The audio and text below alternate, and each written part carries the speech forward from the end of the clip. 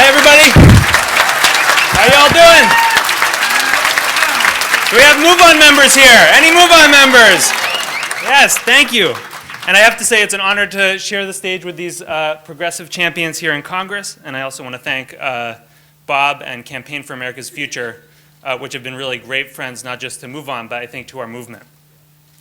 Bob, I really can't wait until this conference is called, okay, we've got America, what do we do with it now? But that's right. But we're not there yet. And so I wanted to take this moment to recap the story so far, the big story about what we've all been doing together this last 7 years. And it starts, for me, it starts with the attacks on September 11th, which plunged our country into a kind of political darkness. It wasn't inevitable, but President Bush exploited the fear that people felt. And he used it to start a war, to bring back the policy of torture. He used it to make the poor poorer and the rich richer. He used it to poison our air while calling it clean. He used it to cut down our forests while calling them healthy. And in the process, he used it to win 2 elections. And our Congress and our leaders were at times unable, and at times, and this is the part that really hurt, at times unwilling to stop this onslaught on democracy. So for those of us who really believed, for those of us who really believed in that idea that when and how and to whom you're born shouldn't dictate your fate, the idea that being safe starts with being free, the idea that people have equal rights and equal responsibilities in a democracy. For all of us, in other words, who cared about the dream and the promise of America, it was a very dark time. It was a hard time. And at first, we looked for the leaders who were going to guide us out of that darkness. And we called for them, but mostly they didn't come. So in the end, we realized that the only way that we were going to get out of this mess was if we took on that responsibility ourselves. And so millions of people took on this project of bringing our country back. Most of these millions, the ones I talked to anyway, they weren't political activists, or at least they didn't call themselves that to start. They were small business owners, they were teachers, they were farmers and plumbers and professors and policemen. And they just felt like President Bush and Karl Rove were dismantling their democracy. And if they weren't going to defend it, if you weren't going to defend it in your neighborhoods and in your towns, who would? In Charlotte, one of our members, Diane Frederick, was a middle-aged accountant, and she was worried about the threat of climate change. So she decided to leaflet her local gas station to highlight the connections between her member of Congress and big oil. In Pittsburgh, in the days leading up to the Iraq War, Mary Shull, a stay-at-home mom, signed a petition to Move On, urging the UN Security Council to step in and stop the war. It was the least that she felt that she could do. And together with millions like them, like us, we fought. When they tried to hand over the energy department to the oil companies, we fought. When they tried to hand over our healthcare system to the HMOs, we fought. And when they tried to start a war that had nothing to do with the attacks, except for its marketing plan, we fought. And as we fought, we got stronger. New organizations and new institutions started to emerge. The movement needed a way to talk to itself. So Daily Kos emerged, and MyDD emerged, and Firedog Lake, an enormous blogging community emerged. Young people wanted to organize, so the League of Young Voters was born.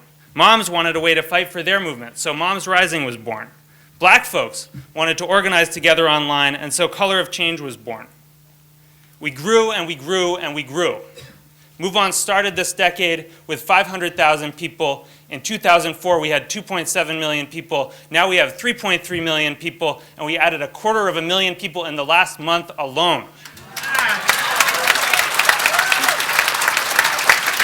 And things started to change, not just from the national level, but at the local level. Diane, the accountant, was drafted to become a presenter for Al Gore's Inconvenient Truth campaign, and she now goes around to churches and community centers all over her area of North Carolina talking about the climate crisis. And Mary Shull, back in Pennsylvania, the stay-at-home mom, became a local and then a regional volunteer leader. And one day she got a very interesting phone call. She got a call from Representative Joe Huffle, who was considering running for lieutenant governor. He wanted to know what she thought about that idea.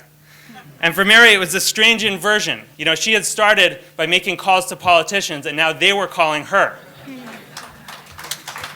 And in 2006, people rolled up their sleeves and got to work to elect a Democratic Congress. They worked awful hard. They made 7 million phone calls in Move On Alone, and they worked hard across our whole movement to bring this Democratic Congress into power. And together, we did. I was pretty happy, I have to admit. I was pretty happy on November 8th. But for this movement of millions, and for me, it was never the goal. It was always just the means to the goal.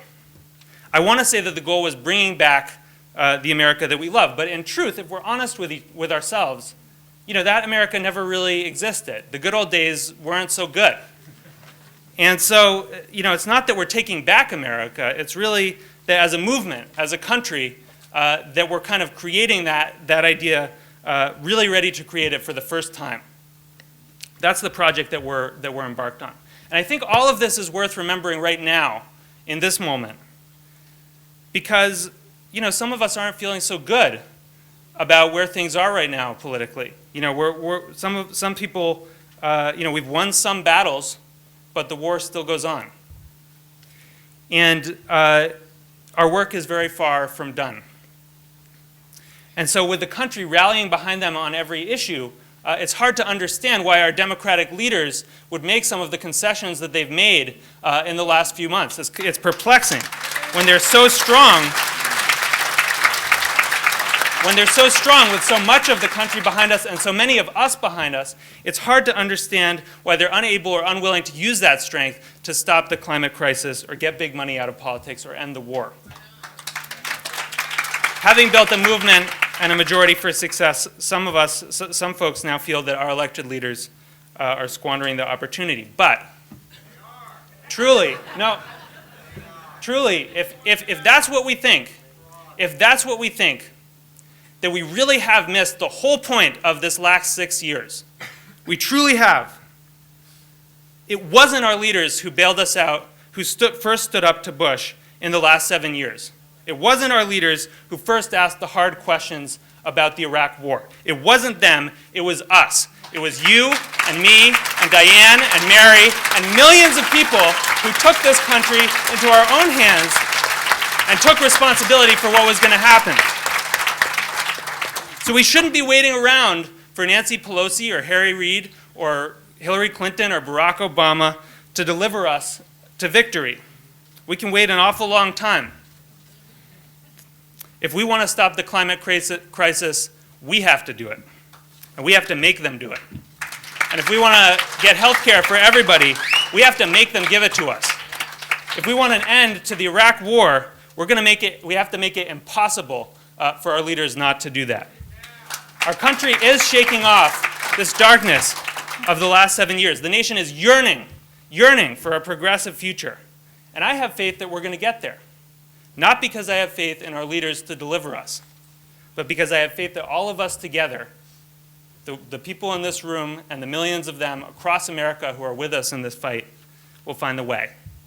And so I want to thank you from the bottom of my heart for everything that you have done to turn this country around and everything that you're going to do in the months and years to come.